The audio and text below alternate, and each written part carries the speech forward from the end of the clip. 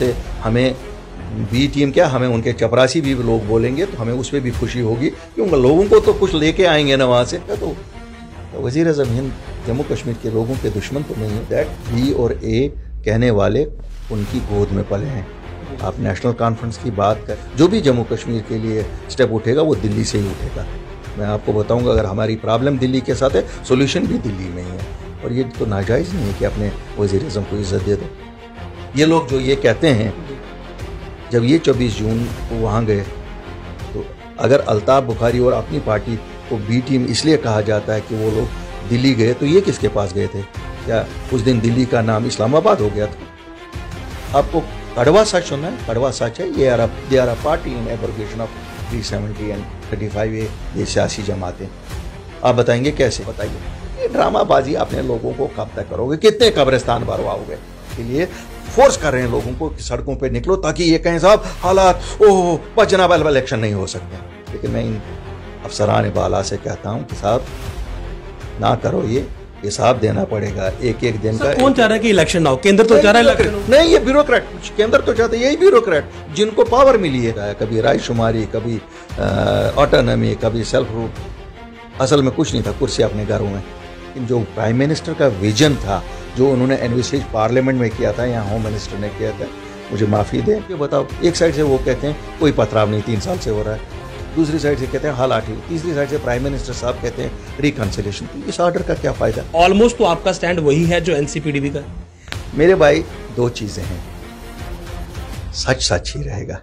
जम्मू कश्मीर से धारा 370 को समाप्त हुए अब 2 वर्ष हो गए हैं और उसके बाद बहुत सी डेवलपमेंट्स हुई, लेकिन कुछ एक दल ऐसे हैं जो शायद उस फैसले को लेकर खुश नहीं थे और अभी भी धारा 370 को लेकर कई तरह की जो बयान है वो सामने आते हैं कि मामला कोर्ट में है और फैसला जो है वो कोर्ट से आएगा। बहरहाल इस सबके बीच प्रधानमंत्री मोदी की एक बैठक भी हुई, डिलिमिटेशन कमीशन का दौरा भी हुआ।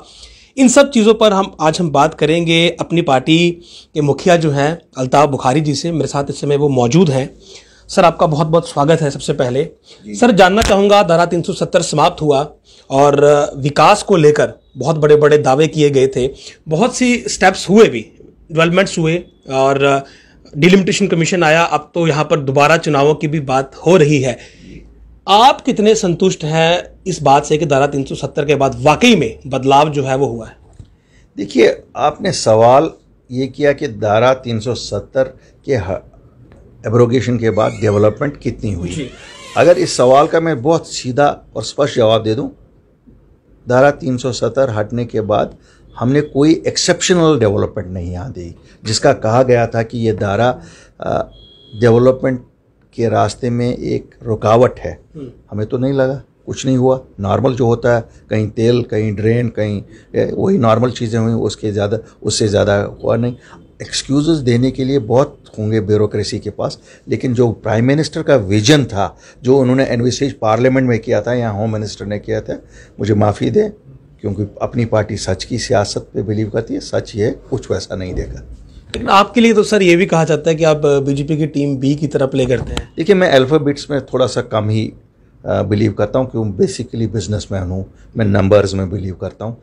मैं नंबर 1 हो सकता हूँ, मगर मैं बी और ए में बिलीव नहीं करता हूँ। और हैविंग सेड दैट, बी और ए कहने वाले उनकी गोद में पले हैं। आप नेशनल कॉन्फ्रेंस की बात करें तो वहाँ 1999 में उन्होंने उनकी गोद में सियासत शुरू की, मिनिस्टर भेजते मिनिस्टर।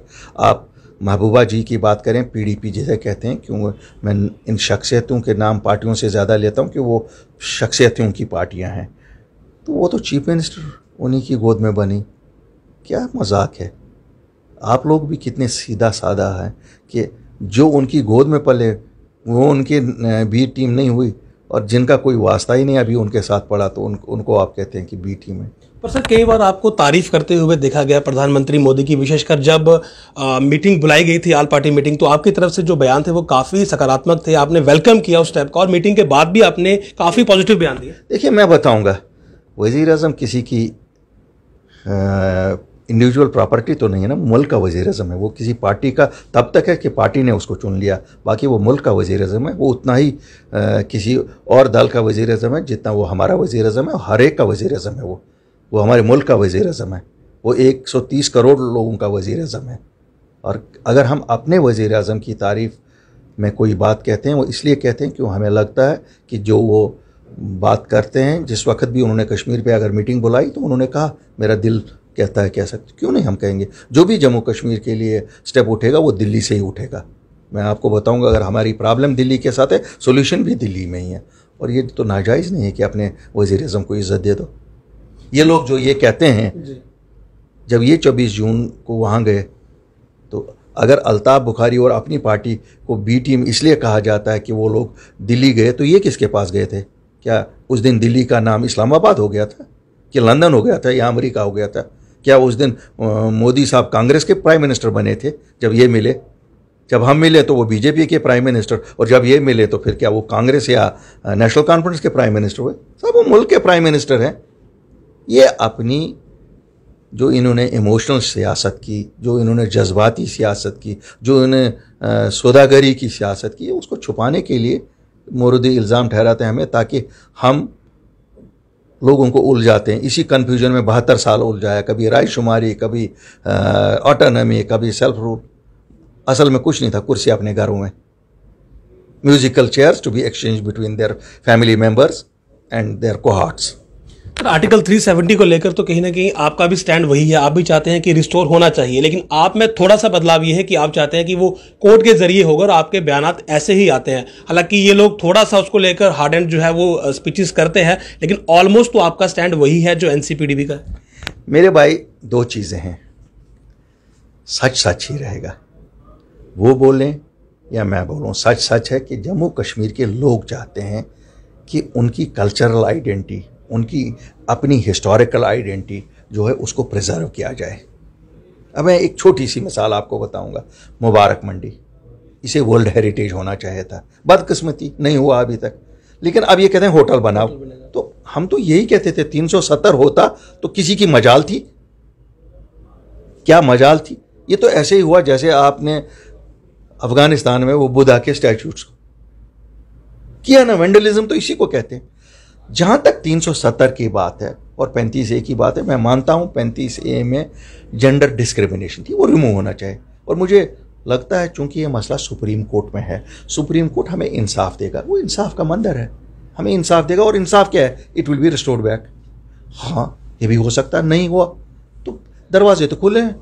वज़ीर आज़म हिंदुस्तान है, होम मिनिस्टर हिंदुस्तान का है, हिंदुस्तान की सरकार है, तो हमारे दरवाजे तो खुले हैं ना। हमने लाया ना, देखिए अपनी पार्टी और हम ही लोगों ने लाया नौकरियों का तहफ़्फ़ुज़। आप मुझे बताया, परेशान नहीं थे लोग उस वक्त कि हमारी नौकरियां नौजवानों की जाएंगी पूरे हिंदुस्तान में? हमने ज़मीन की तहफ़्फ़ुज़ लाया ना।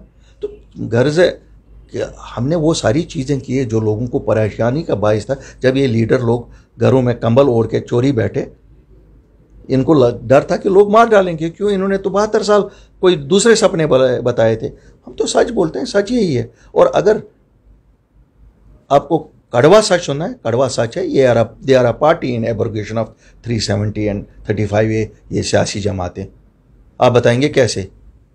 अगर इन्होंने जेंडर डिस्क्रिमिनेशन इसमें ख़त्म की होती, जो समाज में इसके खिलाफ एक बदचैनी सी थी, वो ख़त्म हुई होती है, नंबर 1। नंबर 2, इनको क्या ज़रूरत थी इसको सुप्रीम कोर्ट में लेने की? कोर्ट में वही मसला लिया जाता है जिसको बैक बर्नर पे डालना होता है। करते ना फॉलो हमारी तरह। हम गए ना, हमने कोर्ट एम्प्लॉयमेंट का मसला कोर्ट में तो नहीं लिया ना। हमने पाँव पकड़ के, पैर पकड़ के, हम हाथ जोड़ के जैसे भी लाया, या दाड़ा मार के लाया। भाई वो तो अब हमारा है, हमने कैसे लाया? ज़मीनों का तहफ़्फ़ुज़ कौन चाहता था यहाँ?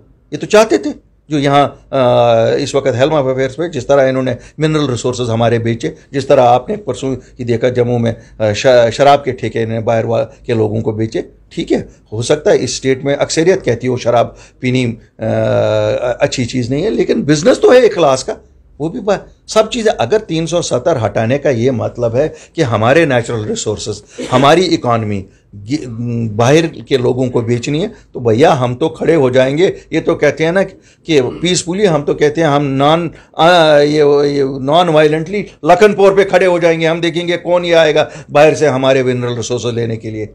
ये तो 10 लाख लोगों के रोजगार का मसला है। आपका यही एक स्टेटमेंट आया था कि हमने दिल्ली में गए, हम प्रधानमंत्री से मिले, हम होम मिनिस्टर से मिले और हमने नौकरियां जो है वो एक ही दिन में जो है वो सबके लिए रिजर्व करवा दी। और शायद इसी बयान को लेकर उन्होंने कहा कि आप उनकी टीम भी हैं। देखिए, अगर अपने लोगों को 370 वापस दिलाकर और अपनी स्टेटहुड वापस लेकर वहाँ से हमें बी टीम क्या, हमें उनके चपरासी भी लोग बोलेंगे तो हमें उस पर भी खुशी होगी कि उन लोगों को तो कुछ लेके आएंगे ना वहाँ से। ये तो क्या बात मजाक है इन लोगों को। ये इनकी सियासत बयानबाजी तक है। ये बयान देते हैं अखबार में आ गया ना, सब कोटे देखते हैं सब अखबार में आ गया ना। यार जाओ फॉलो करो, दिल्ली में फॉलो करना है। बयानों से कौन पढ़ता है हमारे बयान।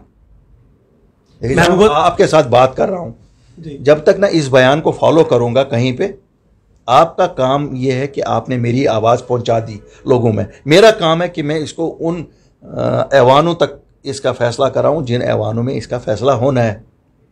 सर, महबूबा मुफ्ती तो कहते हैं केवल उन्हीं की पार्टी है जो स्टेट के मसलों को उठा रही है और कहीं ना कहीं केंद्र के सामने जो है वो लड़ रही है, बाकी सबने घुटने टेके हैं।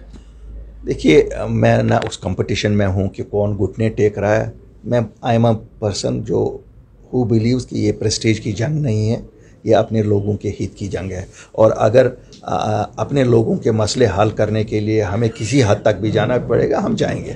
मैं इस बेकतन इसमें नहीं हूँ कंपटीशन में। वो क्या कहती हैं क्या नहीं कहती हैं, शायद उनको, देखिए वो अपनी सियासत उनकी उसी ढंग की सियासत है, वो जिस तरीके से भी कहें। लेकिन मैं आपको एक आश्वासन दिलाता हूँ कि हमें ज़रूर इंसाफ मिलेगा सुप्रीम कोर्ट से, पूरी उम्मीद है। अगर नहीं मिलेगा तो वज़ीर-ए-आज़म हिंद जम्मू कश्मीर के लोगों के दुश्मन तो नहीं है, होम मिनिस्टर हिंदुस्तान के लोगों के दुश्मन तो नहीं है। ये कौन कहता है? वो तो कह रहे हैं हम स्टेटहुड वापस दे देंगे लेकिन 370 की ज़रूरत नहीं है। अब देखिए, वो अब आप क्यों वकील लेते हैं? अपना केस प्लीड करने के लिए वकील लेते हैं ना इंसान, ताकि वो सामने, हम भी अपना केस प्लीड करेंगे जिस वक्त वो होता है। क्योंकि अब ये कोर्ट में था इसलिए हमने प्लीड ही आज तक नहीं किया, और हम उस वक्त पार्टी एज अ पार्टी आए नहीं थे। मैं कहता हूँ, ये लोग कहते हैं ना, जो भी कहता है, मैं नाम नहीं लेना चाहता हूँ, एक दरखास्त ही देते। 24 तारीख को दिल्ली गए थे, किराया भी नहीं नया खर्चाना था, उसी किराए पे वहाँ सुप्रीम कोर्ट में दरखास्त देते कि साहब इस केस को जल्दी लगाओ। मुझे बताओ इसमें कोई, अगर मैं गलत बता रहा हूँ आप बताइए। ये ड्रामाबाजी अपने लोगों को कब तक करोगे? कितने कब्रिस्तान भरवाओगे जी? बाकी ये कोई देह, इनकी मोनोपोली नहीं है जम्मू कश्मीर के लोगों पे या जम्मू कश्मीर की सियासत पे। ये लोगों की सियासत है, यहाँ कोई शख्सी राज थोड़ा ही है। तो इन खानदानों ने शख्सी राज में इसको तब्दील किया था।